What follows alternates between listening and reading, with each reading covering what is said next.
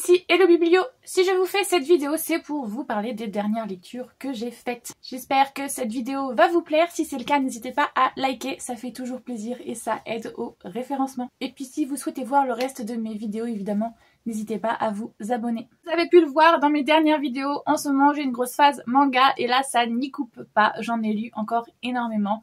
Donc je commence avec les suites, Spy X Family tome 12 que j'ai reçu et que je suis très contente enfin d'avoir parce qu'on met quand même un certain temps à les avoir vu que je suis à jour malheureusement. Donc sur le tome 12, alors pour vous refaire le petit speech, on est sur deux états, un état de l'Est et un état de l'Ouest qui sont en guerre et on va suivre un personnage, Twilight, qui est en fait un espion d'un des états qui va aller dans un autre pour faire une mission et essayer de faire en gros que la paix soit mieux. J'ai l'impression que vous êtes un peu bas, non? On va vous baisser. Voilà, on est mieux. Voilà, c'est mieux. Et donc, et bien du coup, quand il va vouloir faire sa mission, il va devoir approcher quelqu'un, mais pour approcher cette personne, il va devoir avoir une famille, enfin voilà, avoir comment on appelle ça là, une couverture. Donc il va récupérer une petite fille dans un orphelinat, sauf que cette petite fille, sans qu'il le sache, en fait, eh bien, elle a des capacités, c'est une petite expérience qui a été faite sur elle, elle peut lire dans les pensées, voilà, elle a des dons de télépathie, donc elle sait très bien qui il est, malgré qu'il ment sur le fait qu'il soit un grand psychiatre et tout, non, en fait, eh bien, non. Et puis il va aussi embaucher une femme pour devenir du coup la belle-mère, mais elle, c'est une mercenaire, c'est une tueuse à gages et franchement, ça déchire tout cette histoire. Le début était franchement pas mal. Là, dans ce tome-là, ça commence à être un petit peu plus histoire de complot, nanani nanana. Je commence un peu à me lasser. Il me tarde de retrouver justement... On est un petit peu sur la fin des interactions entre Yor et Lloyd, mais moi c'est vraiment ça qui me plaisait à la base dans le manga, c'est justement ce jeu de dupes qu'il y a dans cette famille, ces trois personnages qui ont chacun des secrets et qui essayent de les cacher au mieux. C'était ça qui me plaisait surtout. Là, dans ce tome-là, on est malheureusement surtout au niveau des complots, des intrigues politiques et tout. Donc, pas ouf ouf, mais bon. J'ai hâte de lire la suite, justement, comme je vous le dis, pour voir comment ça avance entre les personnages. Parce que là, j'aimerais bien que ça avance quand même. Dans les suites que j'ai lues, Vampire Knight, tome 3 en Perfect Édition. Donc, officiellement, c'est le tome 5 et le tome 6. Je sais pas si vous connaissez pas Vampire Knight, mais si vous le connaissez pas, vous loupez quelque chose. C'est quand même un gros animé qui date de quand j'étais ado. On est sur l'histoire de cette jeune fille et ce jeune homme qui ont été recueillis par un directeur de l'académie qui est une académie pas tout à fait normale, pas comme les autres, puisque en fait il y a deux classes dedans, il y a la Day Class et la Night Class. Et très simplement, la Day Class c'est la classe des humains et la Night Class c'est la classe des vampires, mais les vampires sont une existence secrète en fait, les humains ne sont pas au courant. Donc il y a ce jeu de dupes à faire entre les humains et les vampires. Les deux chargés de discipline qui sont ici, les deux enfants adoptés du directeur, sont les seuls à connaître le secret et justement à faire en sorte que tout se passe bien entre les deux classes. Mais il y a évidemment bien plus que ça, puisque ces deux jeunes personnes ont un passif aussi avec les vampires. Elle a été sauvée par un vampire il y a 10 ans, par Kaname, juste ici. Et lui, à l'inverse, eh bien, Zéro, il y a, je sais quoi, 4 ans, je sais plus, 4-5 ans, eh bien, sa famille de chasseurs de vampires a été décimée par des vampires. Donc forcément, la relation qu'ils ont avec les vampires n'est pas exactement la même. Et voilà, il y a une histoire d'amour, un triangle amoureux entre les trois. J'aime beaucoup. Là, on avance un peu plus justement sur Kaname, sur qui il est, sur le pourquoi du comment. Donc, on rentre un peu plus dans le lore, on approfondit certaines choses, les relations aussi. Elle essaye de mettre des mots justement à un moment. Zéro va lui demander qu'est-ce que je suis pour toi. Et donc voilà, là on commence un peu à rentrer bien dans l'histoire et des intrigues politiques à tout va et des complots tout.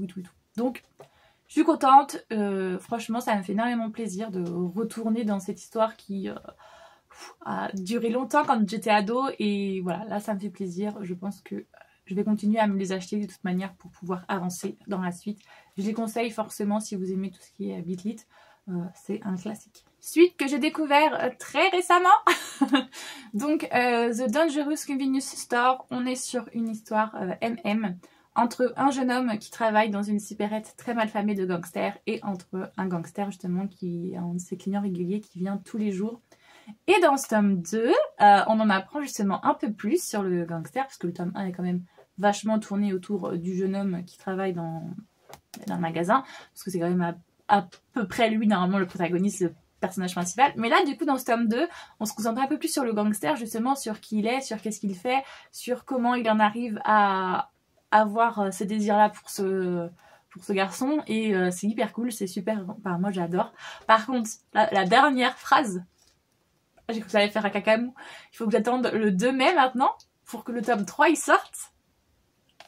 Ah non, c'est pas possible. Franchement les gars, nous faire une fin comme ça, non, on fait pas ça. Donc voilà, j'ai très hâte de lire la suite. Eh bien, on est sur une histoire un peu à la webtoon, hein, comme vous le connaissez, c'est coloré à l'inverse d'un manga. Et puis comme je vous ai dit, c'est une MM, donc voilà, il y a plusieurs scènes explicites, alors c'est même plus explicite, là les dessins sont, voilà, de fesses entre les deux. C'est pas, je dirais pas que c'est un yaoi, mais très clairement, on n'y est pas loin pour moi, parce qu'il y a plusieurs scènes de sexe, donc voilà. C'est pas une petite romance toute feel good, non, c'est bel et bien pour moi quand même de l'érotisme. Si on était en roman, très clairement, je le mettrais en new romance et non pas en romance toute simple. Il y a des scènes de sexe très explicites. Hein. C'est du dessin, donc vous les voyez les choses. Hein. Donc voilà, j'adore et j'ai très hâte de lire la suite. Ensuite, dans les petites nouveautés, business proposal que j'ai vu passer partout sur les réseaux, donc je me suis dit, allez, laisse-toi tenter, au pire si t'aimes pas, tu le revendras.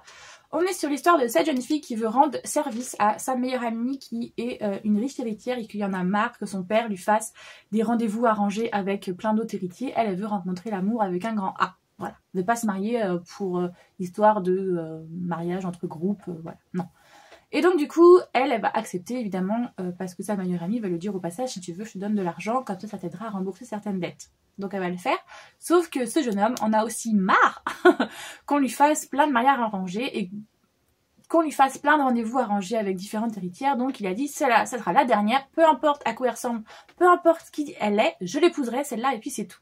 Donc ils vont avoir leur rendez-vous, sauf qu'elle va se rendre compte que ce mec ce n'est pas n'importe qui, c'est son tout nouveau PDG qui arrive voilà, dans la semaine. Donc elle est un peu en panique quand elle se rend compte de ça et on va avoir une relation du coup qui va potentiellement se faire. Dans le tome 1 justement ils apprennent à se connaître, enfin ils ont les rendez-vous et on est en recherche de leur identité. Voilà, à la fin ils connaissent leur identité, donc j'imagine que la relation va vraiment pouvoir débuter dans les prochains tomes et du coup j'ai très hâte de lire la suite. Pareil, on est sur un webtoon, donc vous voyez, c'est pas un manga traditionnel en noir et blanc, c'est très coloré et j'aime de plus en plus ça. Mais bon, par contre, ça coûte beaucoup plus cher qu'un manga traditionnel. On est autour des 15 € alors qu'un manga, normalement, c'est 7 €, vous voyez, donc on est sur le double. Après, c'est beaucoup plus grand aussi, je vais vous montrer, mais voilà, hein, on n'est pas sur le même format et forcément, eh bien, ça coûte plus cher. Mais c'est pareil pour le temps de lecture, donc je suis un peu mitigée parce qu'au final, ça, au niveau budget, hein, soyons honnêtes, ça commence à coûter cher. Donc on va voir si je vais pas me calmer un petit peu. Et puis voilà, parce que là je commence à en acheter beaucoup. Et quand je commence comme ça, en général, mon porte-monnaie me dit tu te calmes.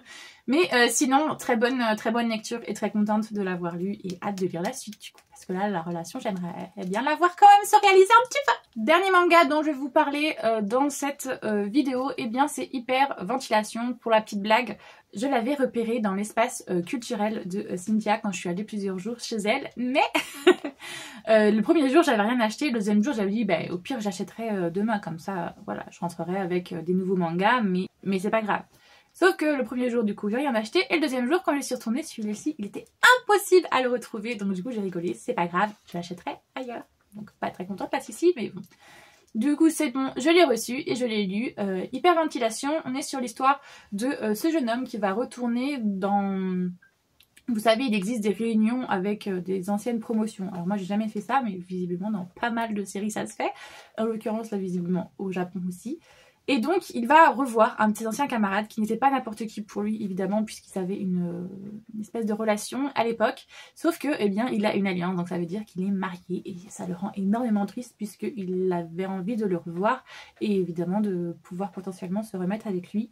Sauf que l'autre va vite lui faire comprendre que cette bague ne sert absolument à rien et que du coup, ils vont coucher ensemble. Et voilà. Très clairement, on est sur un yaoi. Hein. Ce sont beaucoup de scènes de... sexe assez explicite, donc de toute manière, vous voyez, c'est écrit. Hein. C'est pas juste une romance, c'est vraiment du yaoi.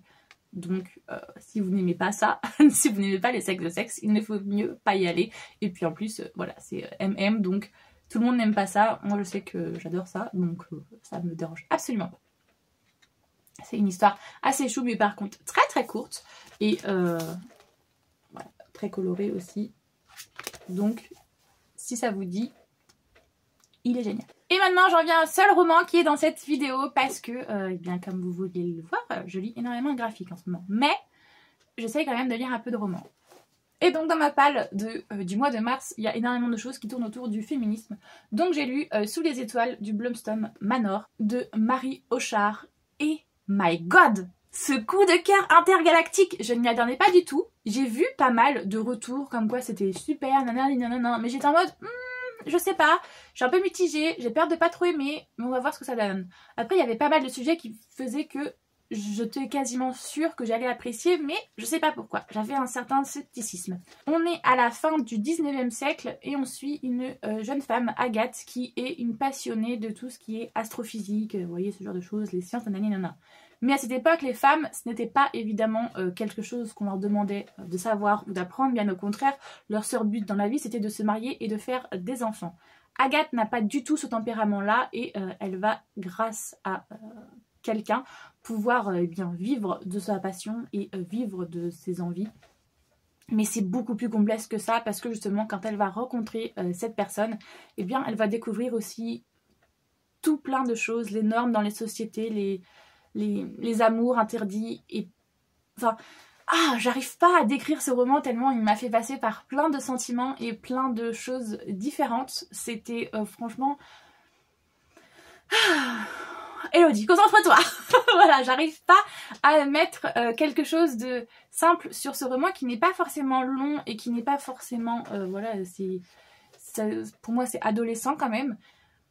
Donc, on repart sur des bases. On est sur une jeune fille qui ne correspond pas aux normes puisqu'elle n'est pas douce et docile. Quand elle a quelque chose à le dire, elle le dit. Elle est très franche, ce qui n'est évidemment pas du tout accepté dans on est un peu dans une régence, là. On est dans une aristocratie londonienne. Donc, ça ne passe évidemment pas ce genre de tempérament à chaque fois. Voilà, elle est reléguée. Et en plus, comme je vous ai dit, elle aime tout ce qui est science, astrophysique et tout. Donc, ce n'est pas du tout un domaine pour les femmes. Mais elle va rencontrer un lord qui va l'aider dans sa quête, puisqu'il va y avoir un concours qui va être fait et il va décider de la parrainer pour qu'elle puisse faire ce concours et mettre en pratique ses connaissances. Elle va être rejetée par sa famille pour ça et bien en plus elle va découvrir des secrets qui se trouvent justement dans Blumstone Manor et qui risquent de lui changer pas mal de choses et de bouleverser d'ailleurs toute sa vie et tout ce qu'elle voit de la société et des normes et tout et tout. J'adore, parce que justement on parle de femmes, de féminisme, de rêve, on parle aussi de relations, que ce soit avec la famille qui puisse être assez négative, mais aussi avec la société justement, tout ce qu'elle nous oblige à faire, tout ce qu'on considère comme les normes. À l'époque c'était ça, mais par exemple maintenant on a cette goal de vie d'avoir un CDI, une maison, une famille, enfin faire des enfants à 30 ans par exemple. Si à 30 ans tu arrives dans une soirée et qu'on te demande qu'est-ce que tu fais, où tu vis et est-ce que tu as des enfants ou est-ce que tu comptes te marier, si tu réponds non, eh bien t'es encore assez mal vu. Donc même si les normes à l'heure actuelle ne sont pas les mêmes qu'à l'époque, eh bien il y en a toujours et justement ceci parle du fait que il ne faut pas forcément écouter les normes, il faut plutôt écouter ce qui nous fait plaisir et ce qui nous fait vibrer. Et du coup ce livre est un gros câlin pour les gens. On parle aussi du coup d'homophobie, de relations homosexuelles et franchement j'ai adoré. Quand je l'ai commencé, je m'attendais pas du tout à ça en fait, mais finalement je suis très contente d'y être allée avec ce préjugé parce que j'ai découvert quelque chose qui me plaît énormément et voilà, je vais le conseiller 1 million de fois s'il le faut, mais énorme coup de cœur et je suis très très contente de l'avoir lu. Donc je vous le dis, ça c'est quelque chose à lire absolument. Si vous aimez pour des sujets comme le féminisme, évidemment le LGBTQIA+, ou même tout simplement le fait de vouloir vivre sa propre vie, il y a une romance dedans, mais justement une romance qui prend son temps aussi et j'ai énormément aimé ce petit côté là, voilà. Donc j'adore, je sais pas comment vous le dire autrement que franchement lisez-le, c'est une pépite, c'est une perle, je le recommande à 100%. Aujourd'hui il fait un temps dégueulasse, donc j'espère que la lumière ça a été à peu près, et pareil au niveau des sons, j'espère que ça n'a pas été trop dérangeant, que ce soit ma chaise qui grince de ouf ou alors que ce soit le vent et la pluie. Donc j'espère que ça va bien se passer et que du coup vous avez aimé cette vidéo. Si vous voulez parler avec moi des livres que j'ai lus, il n'y a pas de souci. Il y a l'espace commentaire qui est là pour ça. Et moi j'espère que vous avez passé un bon moment en ma présence et que vous faites aussi de bonnes lectures. Et je vous fais tout plein de gros bisous.